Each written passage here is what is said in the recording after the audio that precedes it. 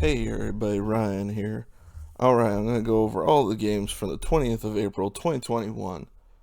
Alright, if you have not done so already, please hit that subscribe button. Make sure to hit the like button as well for this video if you enjoy. Alright, let's get started. First game, Boston versus Buffalo. Boston continues their winning streak. 2-0 victory over the Sabres. 8:06 into the first, Brad Marchand's 24th from Pastrnak and Mike Riley. Then at 3:03 of the second period, Connor Clifton's first goal of the year from Sean Corrali and Curtis Lazar. Lazar's first point against his former team. All right, Boston outshot Buffalo 41-32. They beat him pretty badly in the faceoff dot as well, 61-39. Boston 0 for 4 on the power play. Buffalo 0 for 6. 12 penalty minutes for Boston to 8 for Buffalo. Hits were 15-9 in favor of Boston. Blocks 15-11 in favor of Buffalo, and 7 giveaways each. Tuukka Rask had 32 saves shutout for the victory, and Tokarski 39 saves for 951 save percentage. Alright, on to New Jersey versus Pittsburgh. This one was a wild game, as you can tell. 7-6. Pittsburgh won in regulation. So it was all Pittsburgh to begin with. 3:49 into the first, Mike Matheson's 5th from Cody Ceci and Jared McCann. Then 8:04 into the first, Brian Rust's 18th from Sidney Crosby and Jake Gensel. Then 8:49 into the first, so less than a minute after the previous one, Brian Dumoulin's 3rd from Tristan Jarry. Yes, that is a goalie point, and that is 4 points on the year for Jarry. I believe he leads all goalies in points. 17:56 into the first, Jeff Carter's first goal as a Penguin. His 9th of the year from McCann and Letang. Then minute 12 into the second, Teddy Blueger's 6th from Evan Rodriguez and Zach Aston Reese. Then at 15:18 in the second, Evan Rodriguez will get his 7th of the year on the power play from Zucker and Marino. So at this point, we're going into the third period, 6-0 Pittsburgh. As you can tell, the third period was a lot of New Jersey. 41 seconds into the third, Nico Hischier gets his 4th of the year on the power play for Nicholas Merkley and Will Butcher. Then at 5:14 of the third, Yegor Sharangovich gets his 11th goal of the year, shorthanded, unassisted. 8:48 into the third, Nathan Bastian's 3rd of the year from Will Butcher and Miles Wood. Then at 11:15 of the third, this would end up being your game-winning goal right here. Sidney Crosby's 18th from Jay Gensel and Brian Rust. Then at 12:52 of the third, Jack Hughes gets his 10th of the year from Sharangovich and Kuokkanen. At 13:56, Nolan Foote gets his first career goal, congratulations, from Merkley and Damon Severson. Then 1919, New Jersey would make it 7-6, our final score. They came so close to coming back from down 6-0 in the third period. I know teams that come back from 4-goal deficits, even 5. I'm not sure if anybody's actually done a 6-goal deficit in the third period. I have to look that one up because that would be an interesting one to find out. But 1919 of the third, Andreas Janssen gets his 4th of the year from Wood and Butcher, giving us our final score, 7-6 in regulation. All right, Pittsburgh outshot New Jersey 32-30. They beat them in the faceoff dot as well, 55-45. New Jersey 1 for 4 on the power play. Pittsburgh 1 for 2. Penalty minutes 8-4. Pittsburgh with 8. Hits 23-21 in favor of Pittsburgh. Blocks 18-9 in favor of Pittsburgh. And giveaways 4-3. Pittsburgh with 4. Scott Wedgwood had 9 saves for a 692 save percentage. And Aaron Dell had 16 saves for 842 save percentage. Tristan Jarry had 24 saves, 800 save percentage for the victory. Yikes. Not a goalie night. On to it really isn't for many of these games, as you'll see. Rangers versus the Islanders. Islanders win 6-1. Like I said, not a goalie night for every team. All right, 17:42 into the first. Josh Bailey 7th from Jean-Gabriel Pageau and Anthony Beauvillier. Then minute 38 into the second, Brock Nelson 16th from Leddy and Palmieri. Then at 5:45, Bolivier's 9th on the power play from Dobson and Eberle. Then the Rangers will get their one and only goal of the evening. 11:04 into the second, Kevin Rooney 7th from Brendan Smith and Vitaly Kravtsov. At 7:44 of the third, Pajot's 13th from Beauvillier and Bailey. Then 10:16, Bailey's 8th from Beauvillier and Andy Green. 11:22 into the third, Eberle's 15th from Travis Zajac. Giving us our final score 6-1. Alright, Islanders outshot the Rangers 28-26. The beam on the faceoff dot 65-35. Rangers 0 for 2 on the power play. Islanders 1 for 3. Penalty minutes 6-4. Rangers with 6. Hits were 22-13 in favor of the Rangers. Blocks 25-16 in favor of the Islanders. And giveaways 12-9. Islanders with 12. Shesterkin had 22 saves for a 786 save percentage for the loss. And Varlamov 25 saves, 962 save percentage for the victory. On to Carolina versus Tampa. Carolina wins this one 4-1. Alright, so no scoring in the first. 7:48 into the second period, Nino Niederreiter 16th from Vincent Trocheck and Martin Necas. Then at 7:49, 1 second after that, after the puck was dropped, Jordan Martinook fought Barclay Goodrow. Didn't give Tampa the boost I think Goodrow was hoping for. 8:13 into the second, Jordan Stahls 14th from Dougie Hamilton and Nino Niederreiter. Then at 16:45 of the second, Steven Lorentz got his second goal of the year from Morgan Geekie and Cedric Paquette, getting his first point against a former team, I believe. 17:03 into the second, Braden Point's 20th from Andre Palat and Ryan McDonough. Then Carolina would add the fourth and final goal, 19:57 into the third, Jordan Martinook's third from Sebastian Aho and Jesper Fast, giving us our 4-1 victory for Carolina. Carolina outshot Tampa 36-27. Tampa won the faceoff dot 52-48. Power plays were 0 for 3 and 0 for 2. And penalty minutes were 11-9, 11 for Tampa. Hits 34-28 in favor of Tampa. Blocks 13-11 in favor of Tampa. And giveaways 3-0, Tampa with 3. That is the second straight game for Carolina with 0 giveaways. Nice. Nedeljkovic had 26 saves, 963 save percentage for the victory. And Vasilevsky, 32 saves, 914 save percentage for the loss. On to Columbus versus Florida. Florida won this one 5-1. Alright. So, 6:52 into the first, Alexander Barkov's 19th of the year from Nikita Gusev and Mason Marchment. 7:06 into the first, Sam Bennett's 6th goal of the year from Anthony Duclair and Jonathan Huberdeau. Then 16:16 of the first, Jack Roslovic would get his 10th goal of the year on the power play from Atkinson and Bjorkstrand. That is the one and only goal for Columbus. Alright, 7:04 of the second, Sam Bennett would get his second goal of the game, 7th of the year, from Huberdeau and Duclair. Then 2 seconds after that, when the puck is dropped, Ryan Lomberg and Cole Sherwood fight. Then later on in the period, at 15:42 of the second, Ryan Lomberg will get his second goal of the year from Vetrano and Nudavara. Then 16:38 of the second, Huberdeau gets his 16th of the year from Duclair and Gudas. No scoring in third. There's your final, 5-1. Florida with the victory. Columbus actually outshot them 34-33. Florida won the faceoff dot though 58-42. Columbus was 1 for 1 on the power play. Florida 0 for 2. 9 penalty minutes to 7. Columbus with 9. Hits were 29-27 in favor of Columbus. Blocks 7-6 in favor of Florida. And giveaways 9-8. Florida with 9. Korpisalo had 28 saves for 848 save percentage. And Jordan Knight had his first career start in the NHL.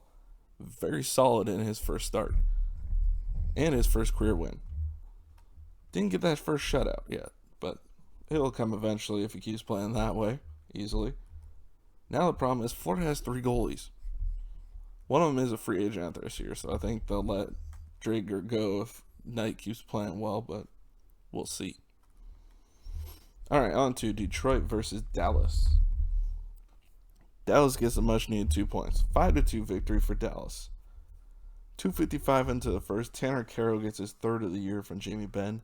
Then 507 of the first, Jason Robertson's 14th from Jason Dickinson and Joel Hanley. Then 1417 of the first, Joe Pavelski's 19th from Robertson and Dickinson. Gosh, I swear, these games so far seems like there's a massive amount of goals in the first. Each one, it feels like. All right, 3:36 into the second, Jamie Alexiak gets his 5th of the year from Denis Gurianov. That was responded to about minute 15 later, approximately. 4:51 into the second, Valtteri Filppula gets his 5th of the year from Jakub Vrana. Then 16:13 of the third, actually at the 20-minute mark of the second, Esa Lindell fought Dylan Larkin. Not a matchup I would have pictured at the beginning of this game, but you get what you get. 16:13 into the third, Dylan Larkin would get his 9th goal of the year from Philip Hronek and Sam Gagner. At 19:07, Blake Comeau would score his 4th of the year from Andrew Cogliano, giving us our final score of 5-2, Dallas with the 2 points. Detroit actually outshot Dallas 26-24. They also beat him in the faceoff down 56-44. Both teams 0 for 2, 11 penalty minutes each. Hits were 21-14 in favor of Dallas. Blocks 29 in favor of Dallas. Giveaways 10-7, Detroit with 10. Thomas Greiss had 11 saves for 1,000 save percentage. Bernier had 8 saves, 667 save percentage. Yikes. Ottinger had 24 saves, 923 save percentage. Alright, on to Toronto versus Vancouver. I didn't write the final score up top. Sorry about that. Anyways, it was 6-3, Vancouver with a victory. Yikes. Toronto is not doing well of late. Really not. Alright, 16:55 into the first, John Tavares gets his 15th from William Nylander and Alex Kerfoot. So we come out of the first, Toronto's looking decently good. 5:33 into the second, it turns around. Brendan Sutter's 7th from Brock Besser and Travis Hamonic. At 10:08 of the second, Quinn Hughes gets his 3rd goal of the year from JT Miller. I feel like Quinn Hughes' goal scoring this year has dipped, but his assists have gone up. I mean, hey, offense is offense. Take it any way you want. But hey, if his sophomore year issues are goal scoring, but he still can make plays, I think that's a decently good trade-off, at least an acceptable one. All right, 17:14 into the second, Toronto actually ties the game again. Tavares gets his 16th of the year on the power play from Nylander and Matthews. Then at 3:10 of the third, Toronto takes a 3-2 lead. Adam Brooks' 2nd of the year, shorthanded from Mitch Marner and Justin Hall. Hey, Toronto was doing all right up until then. Then it goes downhill in the scoring. All right, 6:43 into the third, Nils Hoglander ties the game with his 9th of the year from Besser and Hughes. Then 9:48 of the third, Tanner Pearson gets what would be the game-winning goal, his 7th of the year, on the power play from Miller and Hughes. Then at 13:36, Pearson gets his 8th of the year, 2nd of the game, unassisted. Then 19:24, Suter gets his 2nd of the game, 8th of the year, shorthanded from Nate Schmidt, giving us our final score 6-3, Vancouver with the victory. All right, they're 2-0 since they came back from COVID. What is it with teams that come back from COVID? Because Minnesota did really good when they came back. Colorado did as well. Buffalo did not. That's the exception to the rule at this point. Are teams going to start getting COVID just to be really good when they come back? Oh, God, I hope not. I really don't think they would. That'd be a stupid thing to do. All right, shots on goal were 40-29 in favor of Toronto. Faceoffs 55-45 in favor of Vancouver. Both teams 1 for 2, 4 penalty minutes each. 21-11 was the hits in favor of Toronto. Blocks were 14-12 in favor of Vancouver, and giveaways 6-2. Toronto was 6. Rittich had 23 saves for 821 save percentage and loss for Toronto, and Holtby 37 saves, 925 save percentage in the victory. Rittich can't even win with Toronto against Vancouver. That sucks. All right, on to this game, Anaheim versus LA. All right, LA wins this one 4-1. All right, 5:26 into the first, Carl Grundstrom, 6th of the year, from Andreas Athanasiou and Blake Lizotte. Lizotte and Athanasiou have a really good game tonight, by the way. 8:31 into the second, Andrei Kopitar's 10th from Drew Doughty and Dustin Brown. At 10:48 of the second, Athanasiou gets his 10th of the year from Oli Mata and Blake Lizotte. Then at 10:50 of the third, they make it 4-0. Blake Lizotte gets his 3rd of the year from Grundstrom and Athanasiou. There you go. Then at 13:10 of the third, Josh Manson and Brendan Lemieux fight. This one's weird. It was a good fight. Lemieux knocks out Josh Manson with a good solid right. Honestly, it looks like it catches him in the eye because as he's skating away, you can see his eye already starting to swell up. So he definitely caught him with a good right. Manson was knocked out because when he popped back up, you could tell he was disoriented and just wobbly. And Lemieux, he can be a little piece of crap at times. I will say that, but I give him respect in this one because he immediately held on to Manson and was waving for the trainers to come out. Manson, of course, being disoriented, was like, "What? What the hell? Why is everybody looking at me?" Probably didn't even know he was in a fight at that point. I mean, I don't mean to make light of it, but sometimes it's just funny the way the brain works in those situations. It's like he definitely had a brain injury, so the short-term memory loss was interesting. If you've ever seen the clip of Darcy Tucker's hit on Sammy Kapanen, it's not right to laugh at, but at the same time, it's hard not to laugh at the way Sammy Kapanen's brain works after that. Oh God, look at the clip. It is so interesting to see. But the weird part of this, Manson was hurt. Okay, he goes into the back. That's fine. They play for a little bit. Then at the next whistle, Brendan Lemieux goes into the locker room with an injury. It looked like he had hurt his elbow in that fight. And actually, ironically, the elbow of the arm that he was punching with. So he might have hurt himself in the punch, even. So there's that. So it's rare to see both players get hurt in the same fight. I mean, granted, if you include injuries where like people have cut knuckles or something like that, or like a cut on their face from something, that's one thing. But I'm not including that. I mean like an actual true injury, like they have to leave the game, can't come back type of injury. You don't see that usually from both of the guys in the same fight. It's very rare actually. So that was interesting. I hope both get better and can play next time they play in 4 days. I think they play again. They play 4 straight games against each other here. I think in about a week. So that could get very ugly very quickly. All right. Finishing out the scoring in this one, 14:36 into the third. At least the Ducks don't get shut out. Cam Fowler's 4th of the year from Raquel and Comtois. All right. Anaheim actually outshot LA 25-22. LA beat them in the faceoff dot 55-45. Anaheim 0 for 4. LA 0 for 3 on the power play. Penalty minutes were 13-11. LA with 13. Hits were 25-15 in favor of Anaheim. Blocks 14-2 in favor of LA. Giveaways 8-3. LA with 8.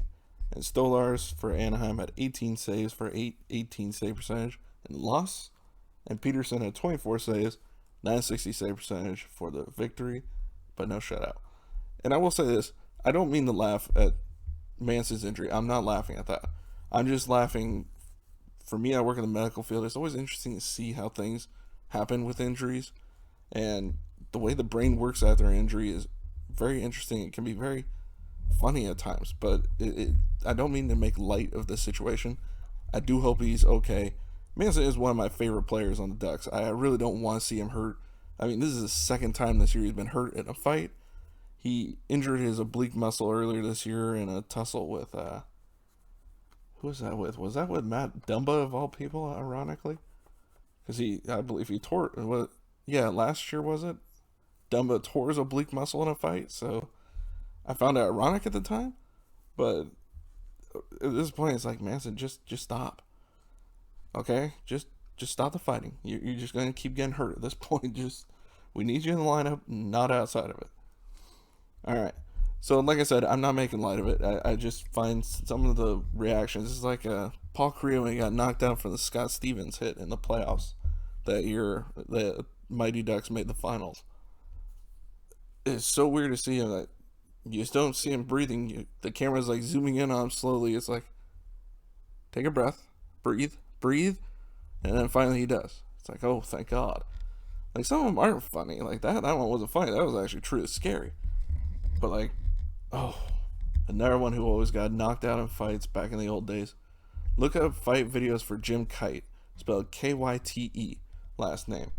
He was deaf, so I mean he get caught with a punch, and his, I believe it had something to do with his equilibrium. I think he said was always off because he was deaf, or his the way he was deaf. I don't remember how he explained it exactly, but that guy was always knocked out, and he had some weird and sometimes funny reactions. And like I said, I'm not trying to make light of it, but it's just sometimes you see these things, it's hard not to laugh. It's just a reaction sometimes. All right. Anyways, hopefully they both get better. I don't want anybody to be seriously or even minor injuries, but hopefully they get back to the next game. All right. Other than that, that is it for this video. I hope you all enjoyed. If you did, please hit that like button, hit that subscribe button as well, and I will see you all next video. Bye, everybody.